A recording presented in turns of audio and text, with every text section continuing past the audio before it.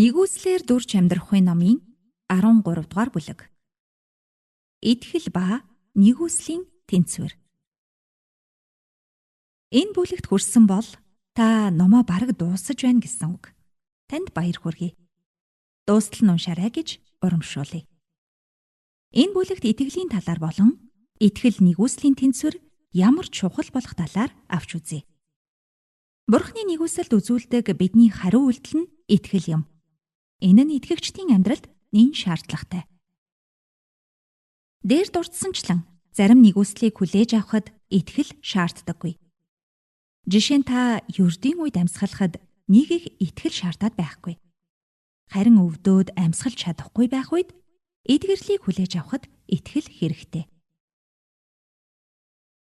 Нэгүсэл бүх хүний дээр ялгуурлалгүй байдаг юм бол яагаад зарим нь идэгрээд зарим нь идгэрэхгүй байна вэ гэж асууж болох юм. Юрдийн үед бороо ордгоор орно. Харин 3 жилийн гангийн үеэр бороо гуйж буй бол итгэл хэрэгтэй. Бурхан бүх хүнийг аврахаар нэгүссэн байхад яагаад зарим нь л аврагддаг вэ? Учир нь бүх хүнд аврал авчрагч Бурханы нэгүсэл үзэгдэж гэж Тит 2 дугаар бүлгийн 11 дугаар эшлэлдэр бичжээ. Нэгүсэл Бурханаас ирдэг бол энд бичих гэж байгаа итгэл нь Бурханы нэгүслэр өгөгдсөн амлалтыг хүлээж авах итгэлийн талаар юм. Та Бурхантай дотн харилцаатай болж түүний нэгүслийн талаар ойлгож байвал нэгүсэл нь та биднээс биш харин дээрээс ирдэг бэлэг гэдгийг ухаарна. Та энэ бэлгийг хүртэх зохистой эсэх нь хамаагүй. Харин Бурхан сайн бөгөөд өгөөмөр учраас тэр танд сайн сайхныг бэлтгэсэн. Иремья 29 дугаар бүлгийн 11 дугаар эшлэлд учир нь та нарт зориулж байгаа төлөвлөгөөнүүдийг би мэдэх бөгөөд тэдгээр нь та нарт ирээдүй ба найдварыг өгөх гай гамшигын бус сайн сайхны төлөөх төлөвлөгөөнүүд юм гэж эзэн тунхаглаж байна. Бурхан танд хэрэгтэй бүх зүйлийг өөрийнхөө нэгүслэр аль хэдийн хангасан гэдгийг мэдэх хэрэгтэй. Энэ хэсгийг хүмүүс ойлгохгүйгээс болж Бурханыг хөдөлгөх гэж оролддог. Нэг ёсондоо нэгүслийг бий болох гэж. Энэ нь юу гэсэн үг вэ гэхээр яг л радиогоор дуу сонсохтой адил юм. Та радиогоор дуу сонсохдоо радиогоо асаагаад долгионыг нь тааруулаад дуртай сувгаа сонсож болно. Тэрнээс биш радио станц байгуулах, антен босгох, мөн сувг цацах гэж чармаах шаардлагагүй. Христ загалмаа дээр 2000 жилийн өмнө цовдлогдох үед нэгүслийн долгион агаарт цацагдсан. Та түүнийг дахин загалмайд цовдлох хэрэггүй. Аврагдах эдгэрхийн тулд та хүлээж авах итгэл хэрэгтэй. Энэ бүлэгт нэгүслийг хүлээж авахтай холбоотой биднээс гардаг итгэлийн талаар ярилцсан. Энэ итгэл нь авралыг хүлээж авахд бидэнд аль хэдийн байсан итгэлтэй адил гэсэн үг. Итгэгч биш байсан хүн Есүс Христэд итгэх үед аврагдж байгаа хүлээж авах итгэлийг хүмүүс анзаарахгүй өнгөрдөг. Тухайлбал Үйлс 16 дугаар бүлгийн 30 дугаар эшлэлд авралын тухайд ноёдоо аврагдахын тулд би юу хийх ёстой вэ гэж асуух үед Есүсийг амьдралдаа оруулж ирэхийн тулд мацгаар хүлээ бүх гимнүглээ гимшгэж хэлээгүйг анхаарна уу? Харин зүгээр л ингэж хариулсан байна. Эзэн Есүст итгэх тун чи болон гэрийнхэн чинь ч аврагдана гэлээ. Үйлс 16 дугаар бүлгийн 31 дугаар эшлэл. Маш энгийн болохыг эндээс харж болно. Ихэнх хүмүүс үүнийг өөрсдийн үйлстэй нөхцөл байдалтай холбож хэтэрхий хүндрүүлж ойлгодог. Гэхдээ та цацагдаагүй сувгийг хүлээж авахгүйтэй адил Библиэлд амлагдаагүй бол Бурхны хуулийн эсрэг итгэлээр хичнээн залбираад зарим зүйлсийг хүлээж авах боломжгүй. Бурхныг хөдөлгөх гэж оролдоод нэмэргүй. Банк ухаж мөнгөтэй болъё. Та туслаач гэвэл Бурхан хизээж хулгайг дэмжихгүйтэй адил тэрийг залбирч гуйгаад ч нэмэргүй. Эндрю Вомак итгэл нэгүслийн тэнцвэртэй амьдрал номдоо итгэл нэгүслийн тэнцвэрийг давстай зөвлөсөн байдаг. Давсны химийн томьёон На, CI бөгөөд найрлагдаг наатар холоор хоёр нь тус тусдаа хортой бодис хідэж хоёулаа нийлэх үедээ давс болдог. Үүнтэй адил нийлсэн итгэл нэгүсэл хамтдаа хэрэгтэй. Тус тусдаа бол аюултай гэж тэрээр хэлжээ. Би итгэл нэгүслийг ус болон нартай зөвлөнө. Жаахан дэлгэрүүлээд усан үзмийн модны мөчрийг мод, нар, ус, хөрстэй холбож тайлбарламаар байна. Итгэл нэгүсэл дээрч гэсэн Есүсийг мэдэх нь хамгийн чухал. ихэнх итгэгчид Есүс юу хийснийг сайн мэддэг мөртөө Есүсийг өөрийг нь таньж мэддэггүй. Христийн биеийн нэг хэсэг гэдгээ сайн мэдэхгүй бол нэгүсэл яриад нэмэргүй. Есүс бол усан үзмийн мод бөгөөд бид мөчрүүд. Их биетэйгээ холбогдоогүй мөчр ургахгүй, үр жимсч гаргахгүй шүү дээ. Усан үзмийн модны мөчөрт нар хэрэгтэй гэд наранд л байлгаад байвал хатаж орхино. Ус хэрэгтэй гэд их услах юм бол бас сайн биш.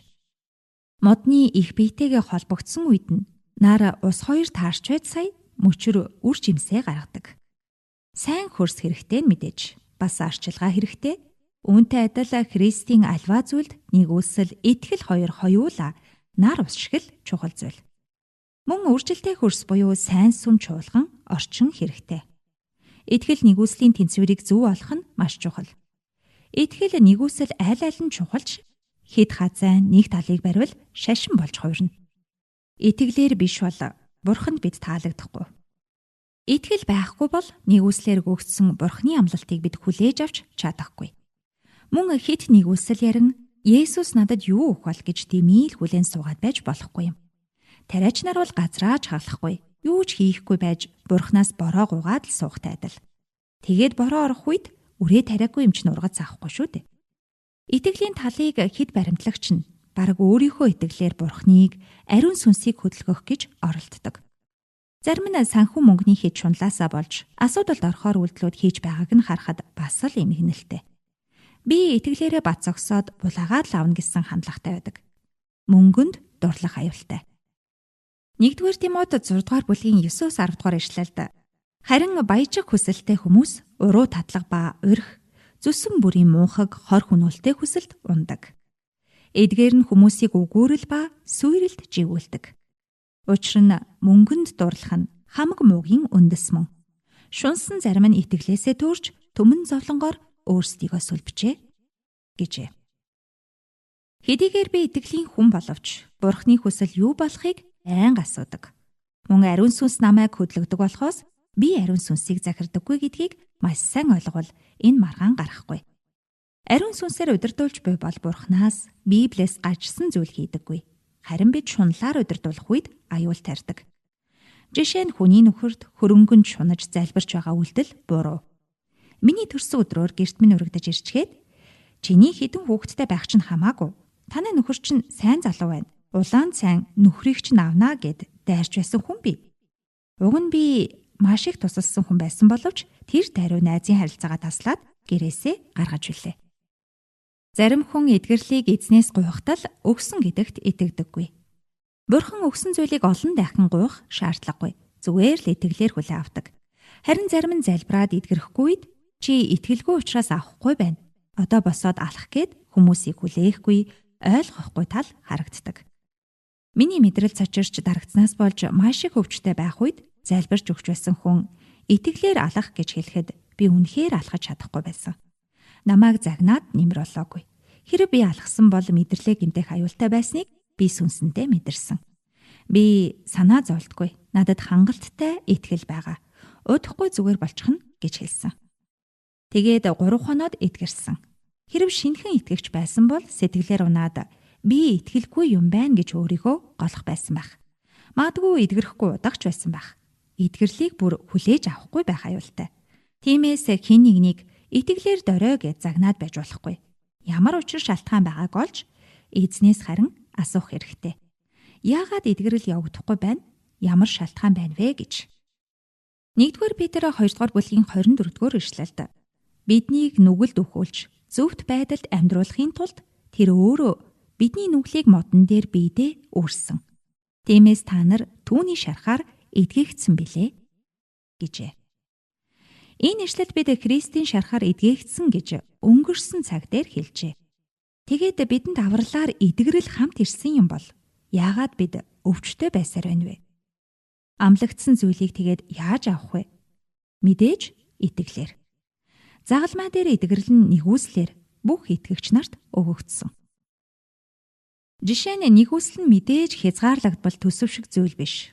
Бид л ажлынхаа төлөө төсөв батлуулах гэж байдгаараа гүйдэг. Гарын үсэг зурвалахын тулд бараг л салбарын сайдыг таньж мэддэг байх хэрэгтэй болдог.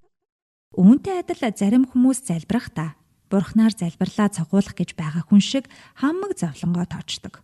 Олон өдөр тасралтгүй залбиран, мөн олон өдөр мацаг барин өөрийгөө өвдгсөн хүнийг ч мэднэ. Бараг л радио станц босгож байгаа хүн шиг л.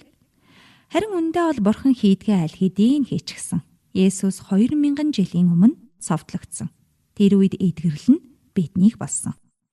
Гэтэл энэ бүхэнд садаа болдог олон юм байна. Жишээ нь буцар сүнс. Мэдлэг дутуугаасаа бид эдгэрэл биднийх аль хэдийн өгөгдсөн гэдгийг нь мэдэхгүй, гуйгаад л хүлээгээд л байдаг. Мөн үнэмшилгүй байдал буруу итгэл үнэмшилж саадуулдаг. Юунд ч санаа бүү зов. Харин бүх зүйл дээр залбирал ба гуйлтаараа талархалтайгаар Бурханд хүсэлтээ мэдвэл. Филиппой 4-р бүлгийн 6-р ишлэл. Энэ ишлэлийг монгол хэл дээр гуйлтаараа гэж орчуулсан боловч цаад үг нь бол хүсэлтээ мэдүүлэх, асуух, мөн шаардлагатай зүйлсээ нэхэмжлэх гэсэн утгатай үг. Уг нь бол гуйгаад хүлээх биш, итгэлээрээ хүсэмжлээд авнаа гэсэн үг. Яагад гэвэл Филиппой номын 4-р бүлгийн 19-р ишлэлд эзэн хэрэгтэй зүйлсээр хангана гэж тодорхой хэлсэн. Миний Бурхан алдардах баялгаараа Христ Есүс дотор та нарыг хэрэгтэй бүхнээр чинь хангана. Филиппой 4-р бүлгийн 19-р ишлэл. Тэгсэн ч бид яагаад хэрэгтэй зүйлсээрээ хангагдахгүй байгаа вүлээ? Хангалтыг нэгүслэр бидэнд өгсөн. Бид гуйгаад авахгүй болохоор Бурхны хүсэл биш юм байгаа үз гэд орхидог. Эсвэл хит шунлаар гуйдаг. Уг нь гуйх биш асуух, нэхэмжлэх хэрэгтэй. Библиэд эзний амласан зүйлийг итгэлээр хүлээн авч болно. Энэ нь автоматар биш. Аврал нь автомат биштэй адил заавал амаараа асууж Христэд өөрөө итгэхээс наш болдоггүйтэй адил зарим нэгүслэр өгөгдсөн амлалт дээр таны оролцоо хэрэгтэй. Таны итгэл амаараа тунхаглах зэрэг нь хэрэг болдгийм. Бурханаас надад өгөөгүй, амлаагүй зүйлийг Бурхныг хөдөлгөх гэж хичнээн гуйж, ойрлон залбирж, хэдэн өдөр мацаг барьсан ч авна гэж байхгүй. Харин амлагдсан эдгэрлийг, амлагдсан зүйлсийг нэхэмжилж авахын тулд би итгэлээр залбирч үйлдэх шаардлагатай болдог. Садаатай байвал авч хаях хэрэгтэй. Өөртөө ямар асуудал байгааг хайж олох хэрэгтэй. Жишээ нь сэтгэлгээний хүлээс байвал таслан чөлөөлөх хэрэгтэй. Хэрв нэгүслэр өгөгдсөн амлагдсан зүйлс байвал би дараах алхмыг хийдэг. 1-р, өөрийн зүрхээ шалгадаг. Би Христ дотор байна уу? Буруу хүсэл эрмэлзлээр байна уу? 2-р, ишлэлээ олоод өөрөөсөө асууна. Энэ ишлэлд Бурхан ямар нэг шаардлага нөхцөл тавьж байна уу? 3-р, Бурханаас тавьсан шаардлагыг эхлээд биелүүлнэ. 4-р, Бурханы амлалтад садаа болж байгаа чөтгөрийн хүлээс байвал хөөн. Сэтгэлгээний хүлээс байвал бас чөлөөлөгдөх хэрэгтэй. 5-р, асууж нэхэмжилж болно. Шаардлагатай бол үнийг олж авах хийхийн тулд эзнээс мэрхэн ухаан гуйна. Суралцаж бас болно. 6-р, эзнээс авсан гэдэгтээ эргэлзэхгүй итгээд хөдөлмөрлөнө. 7-р, итгэлээр гуйсан зүйлээ автлаа бат зогсно. Гэхдээ зарим тохиолдолд бүх алхмыг хийх шаардлагагүй. 3 хүрээ зогсож болно. Хэд хэдэн жишээг харцгаая. Жишээ 1. Хайртай дотны хүмүүсийн аврал эдгэрэл чөлөөлөлтээр ч мөн адил. Библиэлд маш олон амлалт байгаа. Би тохирсон ишлэлээ гаргаж ирээд итгэлээр залбирдаг. Эргэлзэж санаа зовж хэрэггүй. Бурхан амласандаа хүрдэг. Хайртай хүмүүсийн авралын төлөө залбирах. Ишлэлээ сонгоно. Библиэлд олон ишлэл байгаа. Бурхан өөрөө харуулж өгдөг. Заримдаа та өөрөө хайгаад олчихно. Ишлэл. Харин би болон манай гэрийнхэн бид эзэнд үйлчлэнэ гэлээ. Йошуа 24-р бүлгийн 15-р ишлэл. Авралтай холбоотой олон ишлэл байна. Дээр хэрэгэлсэн Үйлс 16-р бүлгийн 31-р ишлэлж байж болно. Хэрв та гэр бүлийн хайртай хүмүүсийнхээ авралын төлөө залбирах бол мөн энэ ишлэлийг тунхаглан залбирч эзнээс хүсэмжилж болно. Жишээ нь нэрээ хэлээд эзэнд үйлчлэх болно, гэр бүлээрээ аврагдах болно, гэрэлд гарах болно гэж тунхаглаж залбирч болно. Мөн аврагдаагүй хүмүүсийн нүдэн нэгдэж чихэн онгоох болтугай. Бяртай эрийг альва хурамч шүтээний сүнслэг хүчийг Есүс Христийн нэрээр хүлж байна гэд залбирч болно. Би заримдаа эзэн түүний зүүд нойронд нь илчлэл өгөөч, сайн мэдээ ярих хүмүүсийг ургацын ажилтныг явуулж өгөөч гэж залбирдаг. Би голдуу таныг гэдгийн оронд тухайн хүний нэрийг тавиад ишлэлээр залбирдаг. Жишээлбэл та нарт гэсэн газар нэрийг нь хэлээд Библийн ишлэлээр залбирч болно. Бидний эзэн Есүс Христийн Бурхан алдрын эзэг нь та нарт мэрхэн ухаан хийгээд илчиллийн сүнсийг өгч өөрийгөө бүрэн мэдүүлэн зүрхний чинь мэлмийг гийгүүлэг. Ингэснээр та нар түүний дуудлагын найдварыг мөн ариун хүмүүс дах түүний өвийн алдрын баялагийг бас итгэдэг бидэнд хандсан түүний хүч чадлын яндашгүй агуугаг хүч чадлынх нь агуу үлсийн дагуу мэдэх болтугай. Эфес 1-р бүлгийн 17-р ишлэл. Мэдээж та өөрөө сайн мэдээ ярьж чадвал сайн. Гэхдээ ярих боломжгүй эсвэл хол байдаг, эсвэл таныг хүлээж авахгүй бол Бурханаас ургацын ажилтныг асууж хүсэмжилж болно. Луг 10-р бүлгийн 2-р ишлэлд тэр тэдэнд айлдахдаа ургац арвинч ажилчид нь цөөн байна. Тиймээс ургацтаа ажилчид явуулахыг ургацын эзнээс гуйцгаа гэжээ. Гуйн залбирахдаа авсан гэдэгтээ итгэн амар тайван байх хэрэгтэй. Миний залбирлыг Бурхан сонссон болов яах вэ гэж эргэлзэх хэрэггүй. Бурхан танай гэр бүлийн хүмүүсийг аврагдаасаа гэж танаас илүү хүсэж байгаа. Тэгэхээр та тууштай бөгөөд зоригтой байгаарай. Таны хайртай хүмүүст Бурхан танаас ч илүү хайртай гэдгийг ойлгох хэрэгтэй. Дээрх залбирлыг хайртай дотны хүмүүс чинь асуудалтай байх үед бас залбирч болно. Мөн нөгөө талд нь нөгөө хүнээ нэгүүлсэх хэрэгтэй юм. Хамаагүй өглөөд байж болохгүй. Тухайн хүн өөрөө илчлэл авч гим нүглээсээ ирэхээс нааш бид хичнээн хилээд нэмэр багтай байдаг. Харин сүнс дотор залбирч сурах хэрэгтэй. Залбирал бол хүчтэй. Итгэлээр хүлээс таслан эдгэрэл хийж болохч нэгүсэл байхгүй бол тухайн хүмүүсийг шүүн бэртээж туслах биш улам доош хийх аюултай. Жишээ 2. Зарим хүмүүс чөлөөлөлт шаардлагатай байдаг. Тэгээд яаж ч хөөгөөд чөлөөлөгдөхгүй байна. Яах вэ гэж зарим хүн асуудаг. Мөн л чөлөөлөгдөх нь эзний хүсэл гэдгийг сайн ойлгож ухаарах хэрэгтэй. Тэгээд ишлэлээ олно. Яаков 4-р бүлгийн 7-р ишлэлд тиймээс бурханд захирагдахтун диаволыг эсэргүүц тэгвэл тэр та нараас зайлна гэжээ. Эхлээд бурханд захирагт гэсэн байна. Тэгээд диаволыг эсэргүүцэх хэрэгтэй бөгөөд тэгвэл тэр та нараас зайлнаа гэсэн байна. Чөтгөр хөөх чөлөөлөлт шаардлагатай бол эхлээд бурханд захирагдах хэрэгтэй гэснийг заавал биелүүлэх хэрэгтэй. Бурханд захирагддаг хүнд диаволыг эсэргүүцэхэд амархан байдаг. Мөн энэ тохиолдолд муу сүнстэй мэдсэн мэдээгүйгээр гэрээ хилцээр байгуулсан бол чөтгөр хүслээрээ явдаггүй. Тиймээс гимшиж цэвэрлэх хэсэг нэмэгдэж болно. Энэ нь миний хийдэг 4-5 дугаар алхам. Дараагийн 6-7 дугаар алхамч тийм амар байдаггүй. Гэхдээ боломжтой. Жишээ 3. Та бүхэнд мэрэгэн ухаан үнэхээр хэрэгтэй байж. Мэрэгэн ухааныг эзнээс гуйгаад л байдаг хүмүүс байдаг. Гэхдээ хүлээж авахгүй итгэхгүй тохиолдол байна. Мэрэгэн ухааныг олон удаа гуйх шаардлагагүй. Яг л ариун сүнсийг хүлээж авах мөн авралыг нэг удаагийн залбирлаар хүлээж авдагтай адил юм. Итгэлээр гуйгаад л шууд авна. Эзэн шууд өгөх болно. Асуун авсан гэдэгтээ итгэхэд шууд мэрэгэн ухаантай болно. Яагад гэвэл бичигдсэн, амлагдсан учраас нэгүслэр мэрэгэн ухаан нь өгөгдсөн. Итгэлээрээ хүлээн аваад л болно. Яаков 1-р бүлгийн 5-р ишлэлд харин та нарын хэн нэг нь мэрэгэн ухаанаар дутвал бүх хүнд өгөөмрөөр буруу шаалгүй өгөгч Бурханаас гуйг. Тэгээд түнд өгөгдөх болно гэжээ. Энд хүлээж байгаад өгөгдөн гээгүй. Тухайн хүнээс хамаарна гэх мэт нөхцөлгүй ишлэл байгааг харах хэрэгтэй. Буруу шаалгүй гэдэг бас гоё үг шүү. Таныг голоод өгөхгүй гэж бодож болохгүй. Харин мэрэгэн ухаанаа яаж хэрэглэх вэ гэж эзнээс асууж болно. Соломон мэрэгэн ухаан ялгах чадварыг гуйхад Бурхан алтар нэр эд баялагийг нэмж өгсөн байдаг. Энэ бүхэн түүний зүйдэнд болсон.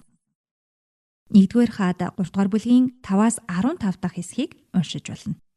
Жишээ 4. Зарим хүн Бурханаас алтар нэр эд баялаг гуйдаг. Та эхлээд энэ нь шунлаар уу? Харин эзнийг алтаршуулах зорилготой байна уу гэдгээ бодож үзээрэй. Мөн алтар нэр эд баялагаараа юу хийх гэж төлөвлөж байгаагаа харж эзнээс асууж болно. Тэгэд Библиэд энэ талаар бичигдсэн амлалт байна уу гэж хайж олж болно. За би танд энэ ишлэлийг оллоо. Сургаалт үгс 22 дугаар бүлгийн 4 дугаар ишлэл. Яваагаас эмээж даруй байхын шагнал нь алдар хүнд эд баялаг ам амьдрал. Энэ ишлэлд ямар нөхцөл байгааг харна.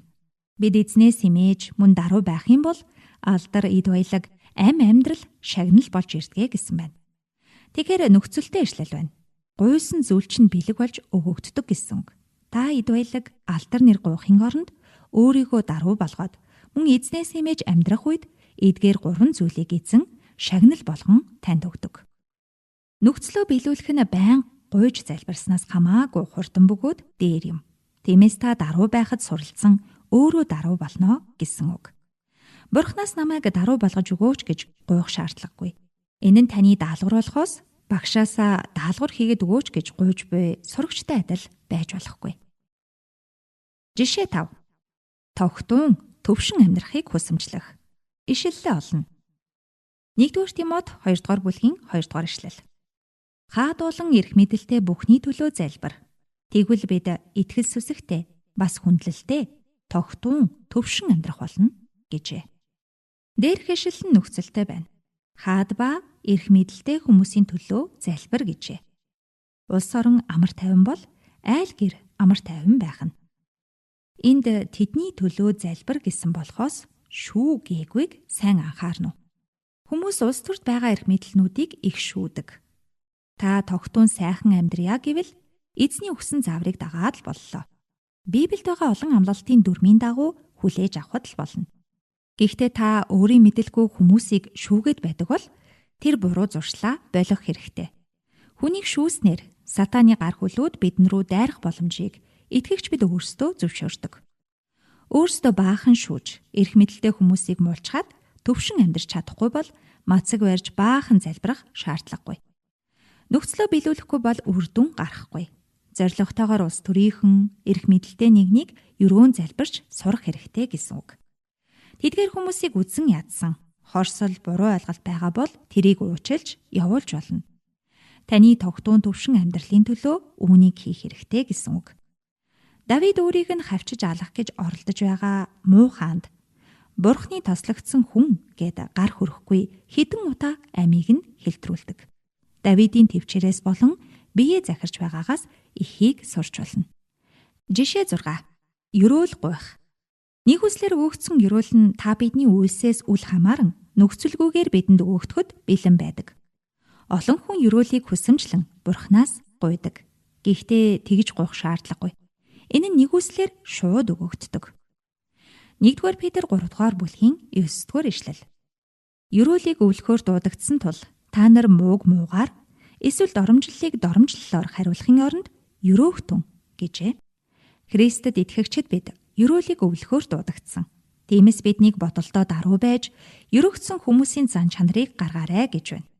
Христ дотор дахин төрөхдөө л Авраамийн удам өв залгамжлагч болж Бурхны хүүхэд болсон учраас бид ерөөгдсөн. Бодит амьдрал дээр тэр нь харагдахгүй байгаа ч гэсэн сүнс дотор итгэлээр хүлээж авах хэрэгтэй. Та Бурхны хүүхэд гэдэгтээ итгэж буйтайдал та хүүхэд нь юм бол өв залгамжлагч нь мөн. Тэгээд мэдээж ерөөл нь нэгүслийн бэлгалтаар өгөгддөг. Ерөөгдсөн хүмүүс бусдыг ерөөх тал дээр татлаа болоод байдаггүй. Жишээ 7. Мөнгө санхүүгийн асуудлаас гарах. Бурхан мэдээж хангана гэсэн. Мөн энэ талаар олон ишлэлүүд байдаг. Харин 4-өөс 6 дугаар алхмуудыг хэрхэн хийхээ мэдэхгүйгээс болж хичнээн залбираад асуудал дотроо үлддэг. Санхүүгийн асуудлаас гарах тал дээр та өргөлийн талаар мөн санхүүгийн хариуцлагатай байдал, шаардлагатай бол чөлөөлөлт, мэдлэг, сэтгэлгээний хүлээсээс гарах зэрэг олон шат дамжиж болно. Бурхан таны өргөлийг үржүүлж, Тэнгэрийн цонхыг нээж, та нарын төлөө ивэлийг хальтал асгахыг Малах 3 дугаар бүлгийн 10 дугаар ишлэлд хүсдэг. Өргөл бол чухал сэдэв. Мэдээж бид үр тарихгүй бол ургац хураан авахгүй. Бурхан биднийг залхуу байгаарай, гуйлагчин байгаарай гэж хэлдэггүй. Харин ч бусдад илүүчлэх өмдтэй, хоолтой байгаарай гэдэг. 2 дугаар Коринт 9 дугаар бүлгийн 7-оос 8 дугаар ишлэл. Хүн бүр дурамжхнаар бус, албадлагаар бус, сэтгэлдээ шийдснээрээ өгөختөн. Учир нь баяртайгаар өгөгчийг Бурхан хайрладаг. Та нарыг Бурхан бүхий л өрөөлөөр бэлгаах чадaltaй гэжээ. Өргөлийг албадлагаар бус зүрхэндээ байгаачлан өгдөг. Нэгүслэр дүүрэн хүн өгөөмөр байдаг. Бидний мөнгө санхүү амьсгал мөн бие маань хүртэл Бурханых. Тиймээс өргөл нь өөрийнхөө мөнгийг өгч байгаа биш, харин Бурханы мөнгийг эзэнд нь энэ дэлхий дээр Бурханы өргөөнд сав суулга дүүрэн байхын тулд өргөдөг бөгөөд бид өргөлөөрөө хамгаалагддаг. Энэ нь ганцхан таны санхүү төдийгүй, таны цаг хугацаа, бусдад харьцах харилцаа, нийгэмгээд бүхий л талбарт адилхан үйлчилдэг. Би авч яваа тань ч бас Бурханы ариун сүнсний сүмийг хамгаалж, хайрлаж, сайн арчилж байна уу? Эсвэл миний бие гэж бодон хордуулаад, гамгүйдлэн хүндлэхгүй байна уу гэдэгтэй холбоотой. Тамхи, буруу хооллолт зэрэг нь гим нүгэл биш ч гэсэн Бурханы сүм гэж бодвол хариуцлагатай идэж, биеэ эрүүл байлгах тал дээр анхаар. Цуглаан дотор тамхи татдаггүй үстэй. Тэгвэл таны бие сүм гэж ойлговол та өөрийгөө хордуулдаг буруу зуршлаасаа ч бас хурдан сална. Бид сайн яруу байх тухай Бурхан заасан байдаг. Сайн яруу гэдэг нь хэн нэгний мөнгө хөрөнгийг хариуцсан гэсэн үг. Та миний мөнгө гэсэн үднээс хандаж дураараа өрөх эсвэл үржүүлэхгүй гамгүй зарцуулж байвал та сайн яруу биш байх нь. Мөн та Бурханы хаанчлалын санхүүг ойлгохгүй байна гэсэн үг. Мэдээж ариун сүнсээр удирдуулан өгнө. Өөртөө хэрэглэхдээ айхгүй, харамлахгүй, хавчгнахгүй, мөн үрлэх нь загнахгүй. Гэхдээ өөртөө өнчин ишигч авч идэж найрлаж чадахгүй байж болохгүй. Бурхан бол сайн ажил олгогч бөгөөд танд хангалттай төлдөг.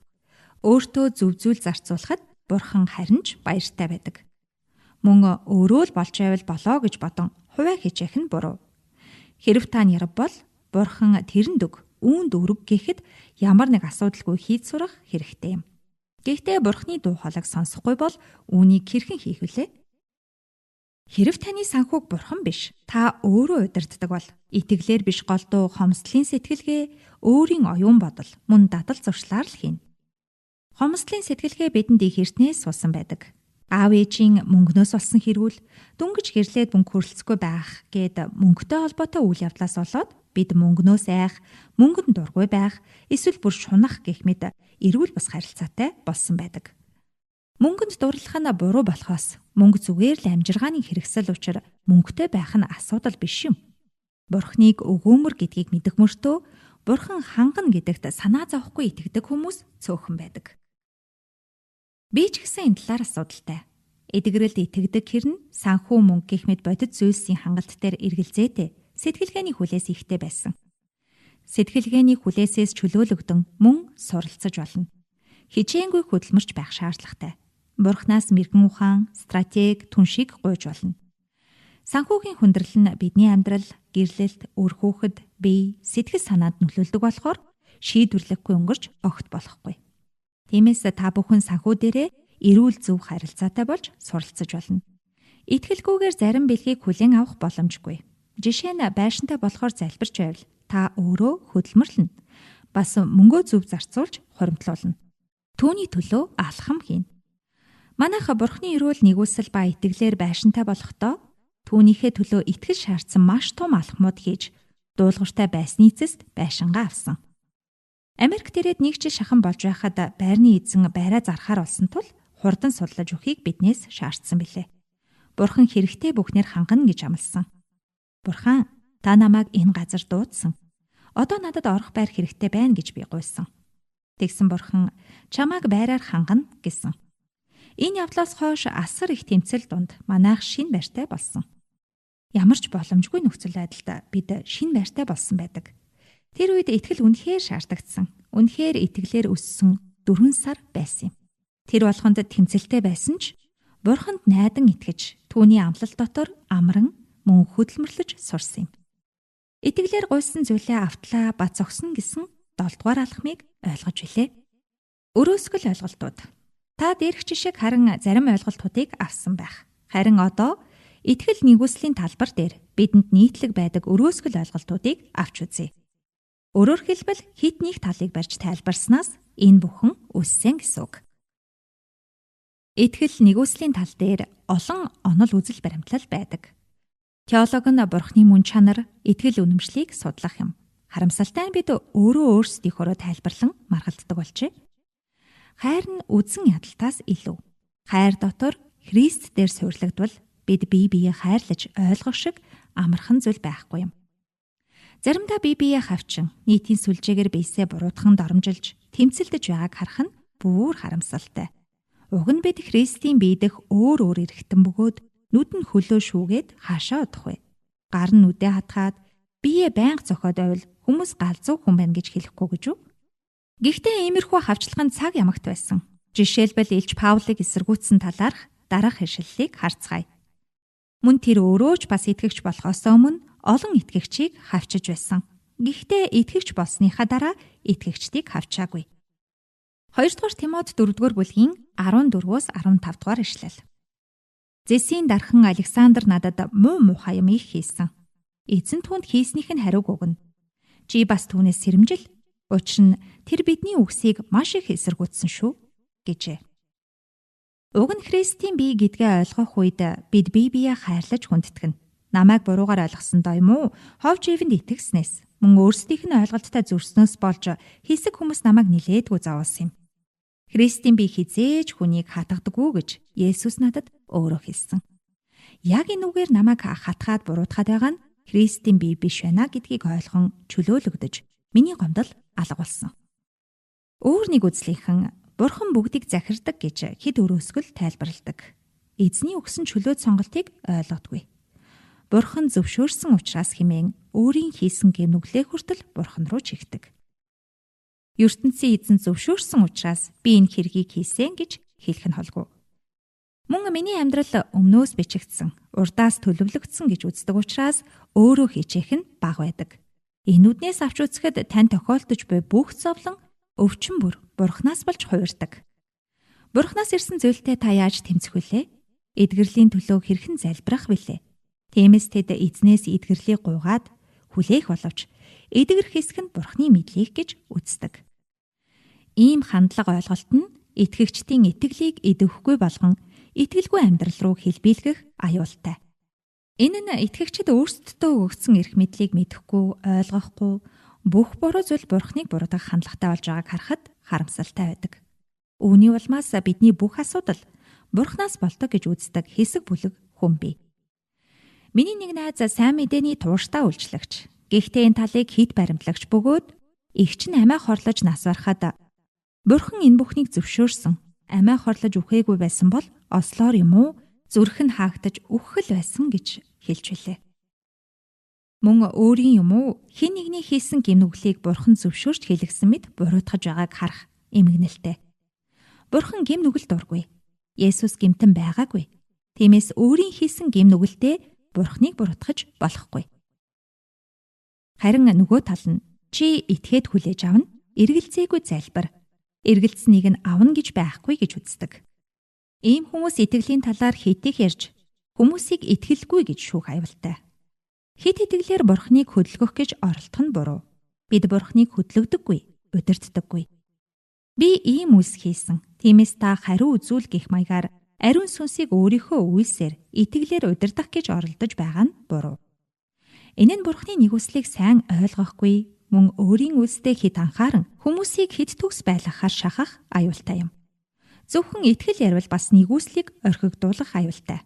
Би ч гэсэн энэ тал руу хит хэлбиж хидэрхий итгэлээр Бурханыг хөдлөгдөг хүн болох гэж оролдсон. Бид итгэлээрээ уулыг нүүлгэж тэнгист хайж чадах боловч хизээж Бурханыг нүүлгэж хөдөлгөж чадахгүй. Бурхан өөрөө өөрийнхөө нэгүслэр надаас үл хамааран хөдөлдөг. Харин Бурхан, Есүс, ариун сүнс биднийг хөдлөгдөг. Хүмүүс Бурханыг хөдлөх гэж мацаг барин залбирч хэдэн өдрийн юм болж ариун сүнсийг хөдлөх гэж үүрээр босон хэдэн цаг залбирч хийчээдэг. Харин түүний оронд мацаг барин даруусан эзний өмнө очиж болно. Исая номын 58 дугаар бүлгээс зөв мацаг барилтын тухай уншиж болно. Зарим урсгал чиглэлээс болж маш их маргаан зөрчилдөөн гардаг. Ялангуяа амлагдсан зүйлд садаа болдог хүлээс таслах, муу сүнс хөөхөд итгэлгүйгээр энэ нь боломжгүй. Түүнчлэн нэгүсэл багтаагаас олж хүмүүсийг шүүж байгааг бас харсан. Жишээ нь зарим нь бэлэг авьяасаа хэрэглэж сурч байгаа хүнд хуурамч иш үзүүлэгч гэсэн нэр хоч өгнө. Хөгжмийн ямар ч өндөр авьяастай хүн ч гэсэн алдаж байж л сурдаг. Суралцах үед алдаа гардаг. Цаана нь ажиллаж байгаа сүнс нь буруу болохоор гаргаж байгаа алдаа бүрийг шүүгээд байвал нэгүсэхгүйгээс асуудал үүснэ. Жинхнээсээ буруу сүнсээр аюултай юм хийж байгаа хүмүүсийг хэлэхгүй ирнэ. Зүгээр ариун сүнсээр боловч алдаа гаргаж байгаа хүнийг маш их шүүх нь харагддаг. Нөгөө талдаа бэлэг авьяастай хүмүүс нь миний л зөв, бусд нь буруу гэж Христийн биеийг бүхэлд нь хагалж орхидог. Хагалж байгаа нэг жишээ нь харь хэлний бэлэг авьяасын тухай ойлголт юм. Харь хэлгүй бол чи аврагдаагүй байна. Эсвэл харь хэлтэй хүмүүс нь буруу гэдэг ч юм уу, аль алийг нь шүүн, хүмүүсийг өөрийнхөө ойлголтын дагуу хайрцагт байлгах гэж, өөрийнхөө теологийн үзэлд барих гэж оролдсноор асуудал үүсгдэг. Эзний хүсэл хайр нэгүслийг мэдэхгүйгээс болж өөрөө ч төрж, бусдыг ч төөрөгдүүлж байгааг харах харамсалтай. Энэ төөрөгдлийн хоморгод зүгээр ажил үйлчлэлээ хийж байгаа хүмүүсийг хүртэл оруулж орхидог. Худал гүтгэж, муулж, шүүх нь бусдад бүдрэх чулуу болдог. Та эзний нэгүслийн эсрэг болон түүний мэлмид таалагдахгүй зүйлсийг үргэлж хийж байгаа бол таны итгэл сүрсэн хөлөг онгоц мэт болно гэж бичигдсэн байдаг. 1-р Тимот 1-р бүлгийн 19-с 20-р ишлэлд итгэл ба сайн мэс чанараас их. Зарим нь үүнийг үл ойшоосноос итгэл нь суурьсан хөлөг онгоц мэт болжээ. Тэдний дунд Хуманай, Александр нар байна. Бурхныг доромжлохгүй байхыг сурахын тулд би тэднийг сатаанд тушаасан гэжээ. Дээр дурдгдсан хүмүүсийн итгэл нь суурэ зогсохгүй сатаан тушаагджээ. Эзний мэлмид нийцэхгүй юм хийх үед бид нэгүслийн хамгаалалтаас гардаг. Сагсан бөмбөгийн тэмцээн дээр зураас дээр гიშгэхэд эсвэл өөр дүрм зөрчих үед бөмбөг нэг талаас нөгөө талд шилждэг шиг бузар сүнсний гар хөл хэл болж болохгүй. Харин ч гимшин эзэн рүү эргэж түүний юу хийж байгааг харж Бурхны сүнсээр удирдуул сурах нь чухал. Хаашаач хазайсан тэр нь шашин болох аюултай. Учир нь нэг тал нь Бурхныг хүлээн дэмий сух, нөгөө тал нь Бурхныг өөрийнхөөрөө хөдөлгөх гэж оролдож байна. Инքի оронд хийх зүйлийн жор нь маш амархан. Ариун сүнс Есүс Бурхан Аавыг та хөдөлгөх гэж оролдон цагаа барахын оронд ариун сүнсийг сонсон би юу хийх вэ гэж асуувал маш хурдан үр дүнд хүрнэ. Бурхан минь би юу хийх вэ? Таны хүсэл юу вэ гэж асуугаарай. Нэгүслийн хэмнэлд Христ дотор орох явдал чухал. Эзнийг хайх, эзнийг эрэлхийлэх нэрийдлэр гэр орноо үнэхээр орхисноос болоод эхнэр нь нөхөр нь гомдлсон хүмүүсийг би мэднэ. Бурхан руу ойртож байна гэд эр нөхрөө хайсан эмэгтэйчүүд байсан. Өр хүүхдээ гэрийн ажлаа хүртэл орхисон хүмүүсийг ч мэднэ. Өөр дуу хоолоогоор эзэн байна гэж удирдуулаад Библи бичиж байсан хүнч би. Эзэн рүү үнэхээр ойртож байгаа бол цаг хугацааны мэдрэмж сайтай бөгөөд эргэн тойрны хайртай дотны хүмүүстэй илүү хайраар үйлчилдэг болохоос ертөнцөөс тасардаггүй. Харин ч баяр хөөрөөр Бурхны хүслийн дагуу амар амгалан амьдарч эхэлдэг. Гэр орноо нэмэх зэгцтэй, эхнэр нөхөр нь эв нэгдэлтэй, амар тайван, үр хүүхэд нь баяр баясгалантай байдаг. Бусдад тараасан өгсөн байдаг. Цуглаан дээр та төгс итгэгч, харин гэртээ хэцүү хүн байвал та хоёр нүртэй болж хувирна. Нөгөө талд нь бас өтөр болгон нөхөртөө зодуулчаад би гимших хэрэгтэй, энэ хүнийг уучлах хэрэгтэй гэд өөрийгөө хамгаалж чадахгүй, гэрт байгаа сүнслэг хүчээж хөөж мэдэхгүй, сул дорой, арчаагүй байх талаар бидэнд хэлээгүй. Хоёр тийшээ хэд туушрах нь аюултай бөгөөд буруу билээ. Сүнслэг хүчийг ч сатаныг ч мэдэхгүй, түүнд дарлуулан Бурхан л энэ бүгдийг зөвшөөрсөн. Надад ямар хичээл зааж байгаа юм бол гэж сатан дарлуулан байгаа хүмүүсийг харахтаа би харамсдаг. Хүнийг зовлон туулж байхад нь тус нэмэр болохын оронд чамд л Бурхан хичээл зааж байгаа, чамайг төлөвшүүлэх гэж байгаа гэж хэлээд хүний гомдоосон итгэгчд бий. Харин би итгэлээрээ Бурханы нэгүслийг хүлээж авч чадна. Итгэлээрээ Бурханы надад амласан зүйлсийг авч чадна. Бурхан миний амьдралд төлөвлөсөн зүйлс садаа үүсэж, амлагдсан газарт орч чадахгүй бол би итгэлээрээ бат зогсож тэр газар орч чадна. Бид итгэлээр зөвхт тооцогддог. Нэгүслэр өгөгддөг бүх зүйлс Бурханы биелэг гэдгийг сайн ойлгох хэрэгтэй. Та үүнийг хөдөлмөрлөж олоогүй гэсэн үг. Ром 4-р бүлгийн 5-р ишлэлд харин сүсэг бишрэлгүй хүнийг ч зөвтгдөг тэрээр үйлддэггүй боловч өөрт нь итгэдэг нэгний итгэлийг нь зөв тооцдог гэжээ. Бид нар үйлдэхгүй боловч итгэлээр зөвтгөгдсөн. Мөн үйлсгүй итгэл үхмэл гэж Яаков 2-р бүлгийн 14-өөс 26-р ишлэлд бичигдсэн байдаг. Энэ нь нэгүслийг үйлсээр аваагүй гэдгийг хэлж байгаа ишлэл юм.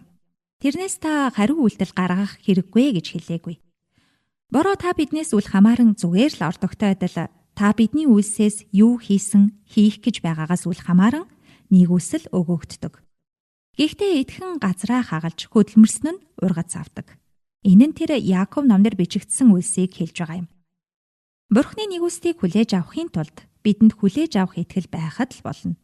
Гэхдээ зарим тохиолдолд үнэхээр итгэсэн бол түүнд хариу үзүүлэх шаардлага гардаг. Та нэгүслийг худалдаж авч байгаа юм биш. Тиймээс бусад хүмүүсийг худалдаж авахулахаар оролдож болохгүй. Аль нэгэн шашны ч юм уу ямар нэгэн буулгад оруулах гэж оролдох хэрэггүй. Өөрсдийгөө бас өөрийн мэдлэггүйгээр буулгад оруулах гэж оролдох хэрэггүй. Бид гэм нүгэл үлдэх бүртээ уучлагдсан гэдгээ мартан Бурхны шийтгэлийн талаар бараг өөрөө бодож олдог. Мөн Бурхны нэгүслийг бүрэн ойлгоогүйгээсээ болж сайн Бурхан маань гинтэл муу, аимшигтай Бурхан болж хуурдаг. Ихэнх хүмүүс өөрийгөө болон бусдыг ялалдаг. Би өргөлөө өргөөгүй юм чин нүгэл үлдчихсэн. Тийм учраас ямар нэгэн эмнэлгийн төлбөр гаргах, дугуй хаграх, гинтийн алдагдал хүлээх бүртээ Бурхан намайг шийтгэжглээ гэж шууд л бодно.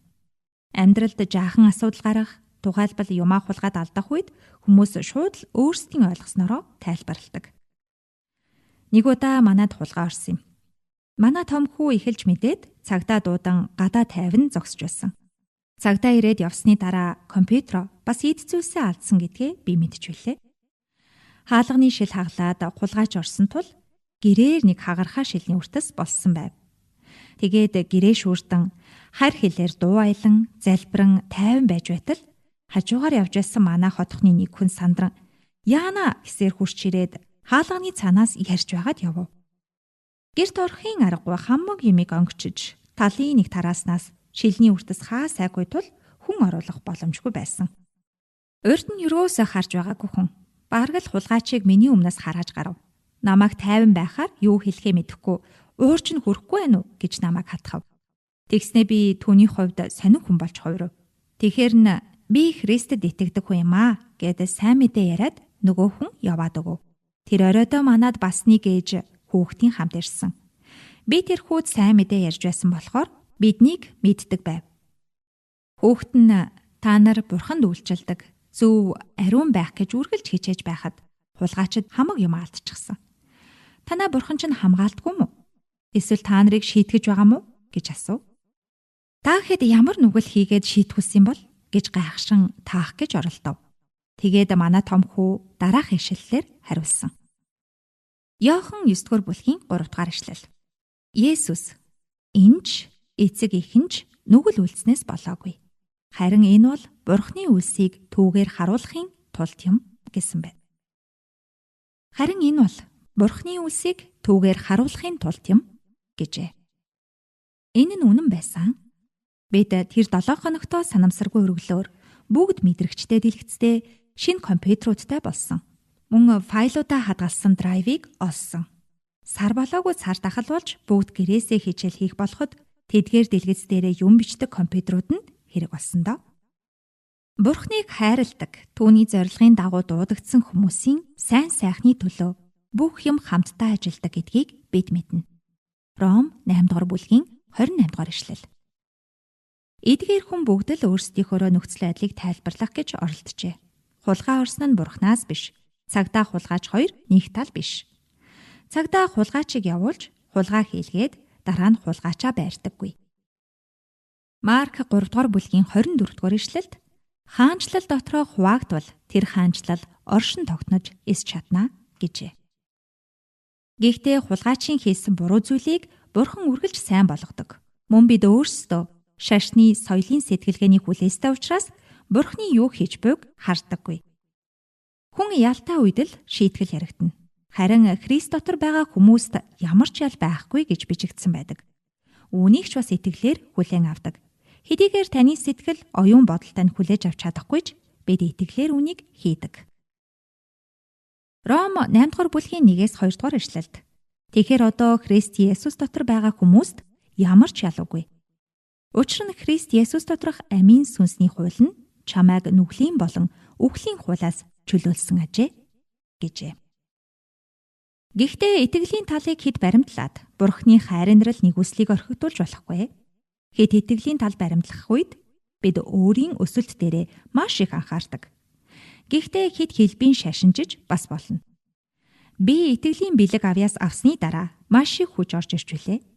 Эдгэрэл чөлөөлөлт хийж, байнга Библийг уншиж, нөгөө фарисей татвар хураагч хоёрын фарисей шиг л Бурхны өмнө нэг их зөвхт хүн болж билээ. Ер нь би 7 хоногт байнга нэг өдөр мацаг барин, үе 21-40 өдрөөр мацаг барьж, гим нүгэл хийхгүй байх гэж байдгаараа хичээн маш их гимссэн. Төлөвлөгөөтэйгээр сайн мэдээ ярьсан, байнга маш ихээр өргөл өргөн, хүний нүдээр харвал төгс итгэгч байх шахсан. Хэдийгээр гал галуун итгэгч байсан ч өөрийгөө нэгүсэхгүй байсан юм. Христтэй нэг буулгад орсон ч гэсэн нэгүслийн хэмнэл дотор орж чадахгүй байсан гэж хэлж болно. Тэр үед итгэлийн талыг баримталдаг итгэгчдтэй нилээд уулзаж, номыг нь уншиж, хичээлүүд их авсан. Бурхныг хөдөлгөж чаднаа гэсэн хүчтэй, бараг би ингэхэд тэгэн шүү дээ гэсэн бардам зантай хүмүүстэй ч уулзаж байсан. Нэгэн цагт агуу итгэлтэй байсан хүн дор орж, хууль бус юм хийгээд явж байгааг ч харсан. Мөн олон хүн итгэлийн амьдралаасаа урвсан, хазайсан, хит шашинцсныг харах эмгэнэлтэй байсан юм. Тэр үед би яг л тэдгээрийн нэг болох вэ гэж имэж буйгаа анзаарсан. Нэгүслийг бид итгэлээрээ л хүлээж авдаг. Нэгүслийг хүлээн авахт л бидний итгэл хэрэг болдог болохоос бид итгэлээрээ нэгүслийг юм уу, Бурхныг хөдлөгдөг хэрэг юусоо биш гэж дахин хэлье. Бид бэлэг авьяас ихтэйч хайр байхгүй бол хингэрэг цам болж хуурдаг. Гэхдээ маш дарууч Бурхан дотор маш хүчтэй итгэлийн бааtruудтай ч уулзаж байлаа. Түүний нэг нь миний ментор Бэти Мичел. Мөн манай пастор Байрон Викер юм. Тэд Бурхныг, нэгүслийг мэддэг, жинхэнэ утгаараа нарийн замаар алхдаг хүмүүс бөгөөд Христ итгэлийн шашны хоёр нүртэй төлөөлөгч биш. Нэг талд нь Бурхан эзнээс бүгдийг хүлээсэн. Христийг дахин амьлуулсан хүчийг хэрэгэлдэггүй. Библиэд дэх ариун сүнсний зарим бэлэг авьяасыг хүлээн зөвшөөрдөггүй. Чөтгөр байгааг ч мэдэхгүй.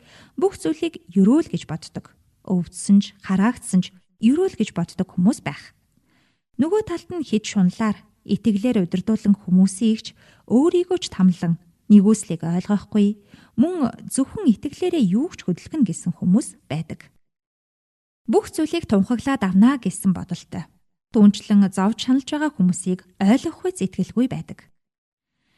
Би айл талд нь байж үтсэн. Бурхны нэгүслийн ачаар би байх газраа очсон.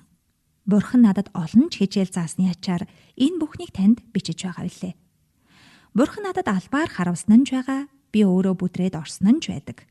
Анхны хайраа мартаж болохгүйг сануулan дэнлүү суйраасаа авагдаж болохыг харах эмгэнэлтэй байсан. Мундаг гэж үзсэн хүмүүс бүдэрсэн байгааг хараад би ч бас бүдрэх аюултай учраас эзнээс имэн даруй байх нь хамгийн чухлыг ухааруулж өгсөн юм. Энэ бүхнийг та бүхэн илчлэл ном дах 7 чуулганы талаар уншихдаа дэлгэрүүлэн ойлгож болно. Илчлэл номын 2-3 дугаар бүлгийг уншвал та мэдэх болно. Зөвхт байдлын тухай бүлгээс миний зөвхт байдал хэрхэн ноорхоо хувцс шиг болохыг харуулсан үзэгдлийг дахин уншиж болно. Би нэг биш удаа тиймэрхүү үзэгдэл харж билээ. Одоо л Бурхан таалагдан зөв болж байна гэж бодох үед л Бурхан үзэгдлээр намайг хэн болохыг байнга харуулдаг. Бурхан надад хайртай учраас төвчин засаж залруулсаар л байна. Ийм үед би итгэлээр зөвхөн нэгүслийг хүлээн авдаг. Харин итгэл нь нэгүслийг ч Бурхныг ч хөдлөгдөггүй юм байна. Зөвхт байдал нь зөвхөн Бурханаас ирдэг гэдгийг маш сайн ойлгосон. Гэхдээ итгэлээр тэмцэхэ болоогүй. Библиэд бичигдсэн зүйлсийг бид одоо ч үлдэж болно гэж би итгэдэг. Би тэрийгэ хийж чадна ч гэдэг юм уу, чадахгүй талаар яриаггүй шүү. Нэгүслэр өгөгдсөн зүйлийг итгэлийн хүчээр үйлддэг. Эдгэрэл нь яг авралтай адилхан хэрэглэгддэг зүйл. Эдгэрэл нь Бурханаас бидэнд зөвшөөрөгдсөн зүйл. Тиймээс л бид эдгэрэх гэж юмууж, эмчид очиж эдгэрэх гэж аль байдгаа зарцуулдаг. Мөн итгэл дутуу бол чөтгөр хөөж чадахгүйг Библиэс харж болно. Үнэхээр зарим хүн чөтгөрийг хөөхөд чөтгөр нь гардаггүй. Тиймээс итгэлээ өсгөхийн тулд эхлээд эзний үгээс илүү суралцах ёстой. Түүнтэй бас хамтарч ажиллах ёстой. Бурхны ажлыг Бурханаас өөр хэн ч хийж чадахгүй. Тиймээс Бурхантай хамтарч ажиллана гэсэн үг. Эзэн бидэнтэй хамтарч ажиллахдаа маш дуртай байдаг. Бидний итгэлд Бурхан хариулдаг. Тиймээс итгэлийн залбирал хий гэж хэлдэг. Бид гайхамшигыг ганцхан өөрийнхөө итгэлээр хийж чадахгүй. Бурхантай хамт хийдэг гэдгийг ерөөсөө мартаж болохгүй. Мөн бардан байж болохгүй. Итгэл бидэнд хамгаалалт болдог.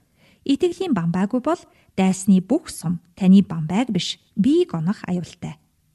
Итгэлээ яаж хэрэглэхээ мэддэггүй итгэгчид сатан болон түүний талынхны галт суманд маш их өртдөг юм.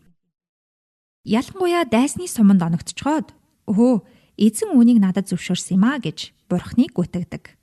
Хүүхэд нь юм уу ханижлан өвдөх үед бурхан үүнийг зөвшөөрсөн учраас надад өгч байгаа зовлонгоор дамжуулан би илүү сайн хүмүүжиж байна гэж хэлдэг. Үнэхээр зовлонгоор дамжуулан чамайг босгох гэж байгаа гэж үү?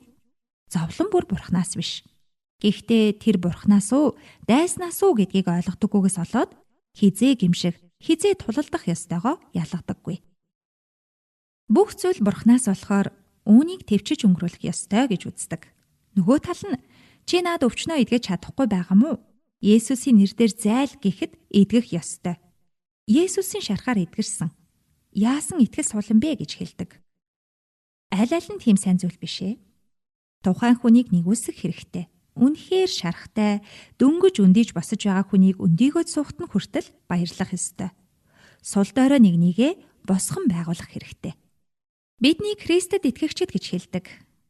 Христэд нэгүсэгч нар гэж хэлдэггүй. Нэгүсэл нь Бурханаас бол биднээс итгэл шаардагддаг. Итгэгч байхын тулд итгэдэг байх ёстой.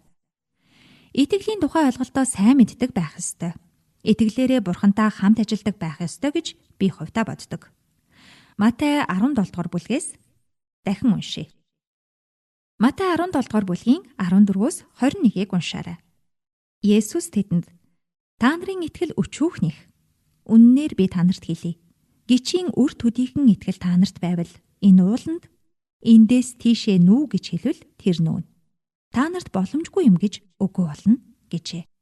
Энд итгэлгүй завхарсан үеийнхэн гэж загнуулж, мөн итгэлч нь өчүүхэн учраас чөтгөрийг зайлуулж, хүнийг эдгэж чадахгүй байгаа тухай гардаг. Итгэлтэй бол биднэрт боломжгүй юм гэж үгүй болно гэд Есүс шавнартаа хэлжээ. Итгэл бол хүчний зүйл. Гэхдээ бид нар Бурхны хайр нэгүслийг заавал мэдж ойлгох хэрэгтэй. Ром 10 дугаар бүлгийн 10 дугаар ишлэлд хүн зүрхэндээ итгэн зөвхт байдалд хүрч амаараа хүлээн зөвшөөрч авралт хүрнэ гэжээ. Аврагдахын тулд бид уулыг нүлгээгүй.